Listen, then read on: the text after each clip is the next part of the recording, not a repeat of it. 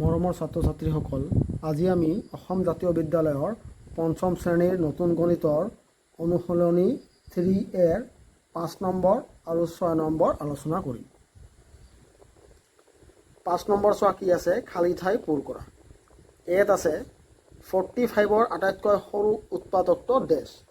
45ৰ আটাইতকৈ সৰু উৎপাদক, 45ৰ আটাইতকৈ সৰু উৎপাদক কোনটো? 1 হৈছে 45ৰ আটাইতকৈ সৰু উৎপাদক, হয়নে নাই? 1 হয় আটাইতকৈ সৰু উৎপাদক। বি নম্বৰটো চোৱা, 76ৰ আটাইতকৈ ডাঙৰ উৎপাদকটো কি? 76ৰ আটাইতকৈ ডাঙৰ উৎপাদক 76। যিকোনো সংখ্যা এটাৰ আটাইতকৈ ডাঙৰ উৎপাদক হৈছে সংখ্যাটো নিজে, বুজি পাইছা? 76। চি নম্বৰটো চোৱা, 14ৰ নিজৰ বাহিৰে আটাইতকৈ সৰু গুণিতকটো কি? 14ৰ কি কৈছে? নিজৰ বাহিৰে আটাইতকৈ সৰু গুণিতক। তাৰ মানে নিজৰ বাহিৰে মানে 14 পূৰণ 1 হ'লে কিমান হ'ব? 14 হ'ব। 14 গুণ 14, নিজৰ বাহিৰে আটাইতকৈ সৰু, তেনেহ'লে তাতকৈ অলপ ডাঙৰ কি আছে? 14 পূৰণ 2, 14 2 গুণ কি হ'ব? 28। এইটোৱে নিজৰ বাহিৰে আটাইতকৈ সৰু গুণিতক, বুজি পাইছা? 28 হ'ব এইটো। ডি নম্বৰটো চোৱা কি কৈছে, 765ৰ গুণিতক ডেছ, হয়নে নহয়? কি হ'ব এইটো? 65ৰ গুণিতক হয় নেকি? নহয়, এইটো হ'ব নহয়, এইটো নহয়, বুজি পাইছা? নহয়, এইটো হ'ব। কাৰণ কি? তুমি হৰণ কৰি চোৱা, 7ৰে হৰণ যায় নেকি? বাকী নৰাকৈ হৰণ যাব নেকি? নাযায়। 7 দি কৰিলে কিমান হ'ব? 9 গুণ কিমান হয়? 63 হয়। বাকী ৰয়, হয়নে নাই? 63 হ'লে 2 বাকী ৰ'ব, বাকী নথকাকৈ হৰণ নাযায়, গতিকে এইটো নহয়। ই নম্বৰটো কি আছে চোৱা, 1284ৰ এটা উৎপাদক হয়নে নহয়? এইটো হয়, কাৰণ 12ক 84ক যদি 12ৰে হৰণ কৰোঁ, বাকী নথকাকৈ ইয়াক হৰণ যাব, বুজি পাইছা? তুমি কৰি চাবা, হৰণ যাব। কিমান হ'ব 12ৰ লগত কৰিলে? 7 12 গুণ কিমান হয়? 84। এফ নম্বৰটো চোৱা কি আছে, 18ৰ উৎপাদক ডেছটা। 18ৰ উৎপাদক কেইটা? 6টা। 18ৰ উৎপাদক হ'ব 6টা। তুমি 18ৰ উৎপাদক উলিয়াবা, উলিয়াই হিচাপ কৰি চাবা কেইটা হ'ব? 6টা হ'ব।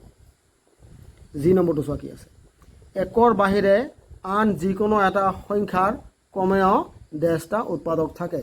কেইটা উৎপাদক থাকে? 1ৰ বাহিৰে যিকোনো এটা সংখ্যা 2টা, বেলেগ সংখ্যাৰ কেইটা? 2টা থাকে। এইটো হ'ব 2, বুজি পাইছা? তাৰপিছত 6 নম্বৰত চোৱা কি আছে, সত্য নে অসত্য লিখা।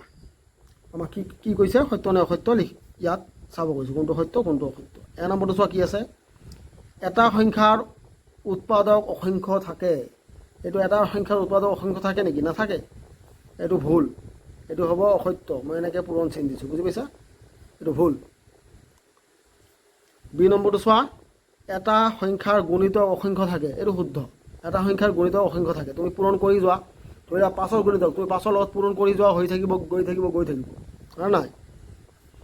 চি নম্বৰটো চোৱা কি আছে, এক সংখ্যাটো যিকোনো এটা সংখ্যাৰ উৎপাদক, এইটো হয় শুদ্ধ, এইটো শুদ্ধ। ডি নম্বৰটো চোৱা কি কৈছে, এ বিৰ উৎপাদক হ'লে বি এৰ উৎপাদক সদায় হয়। মানে এ যদি বিৰ উৎপাদক হয়, ইয়াত কৈছে যে বিৰ উৎপাদক বি আকৌ এৰ উৎপাদক হ'ব, এইটো ভুল, এইটো নহয়। ই নম্বৰটো চোৱা কি আছে, 27ৰ আটাইতকৈ সৰু গুণিতকটো 27। ই নম্বৰটো কি হ'ব? হয় শুদ্ধ, এইটো শুদ্ধ, বুজি পাইছা? এফ নম্বৰটো আছে চোৱা কি আছে, 15ৰ উৎপাদক 4টা। 15ৰ উৎপাদক কেইটা? 4টা। চোৱা কি হ'ব, 1 নম্বৰ 15, 1 গুণ 15, এটা গ'ল। তাৰপিছত আৰু কি আছে, 3 দি গ'লে 3 5 গুণ কিমান হ'ব? 15। আৰু কিবা আছে নেকি উৎপাদক? চোৱা 15 1 গুণ 15, 15 পূৰণ 1, এইটো এটা হ'ব। তাৰপিছত 2 দি নাযায়, 3 দি 3 5 গুণ 15, আৰু কিবা আছে? নাই। কেইটা পালোঁ? 2টা, এইটো সত্য হ'ব।